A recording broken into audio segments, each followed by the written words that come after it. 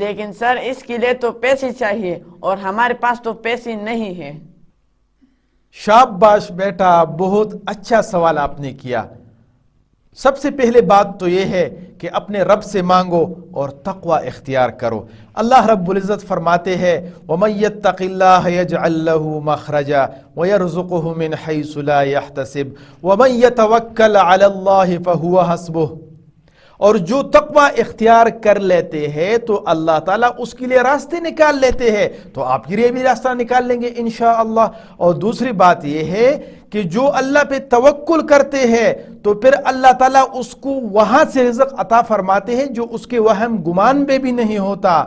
تو اگر آپ بھی اللہ پہ توکل کریں گے تو آپ کو بھی رزق وہاں سے پہنچائیں گے جو آپ کی وہم گمان میں بھی نہیں ہوتا۔ اور رزق میں پیسے بھی آتے ہیں، روٹی کپڑا مکان یہ ساری چیزیں رزق میں آتے ہیں، تو انشاءاللہ اللہ آپ کو پیسے بھی دیں گے۔ اگر آپ بھی عبداللہ عابد کے ساتھ ٹیبل ٹاک کرنا چاہتے ہیں تو اسکرین پر دیے گئے نمبرز پر رابطہ کریں، اور ہمارے ڈیلی بیسس پر لیکچرز کو فالو کرنے کے لیے یوٹیوب پر لکھیں فائنڈ یور پیشن اردو۔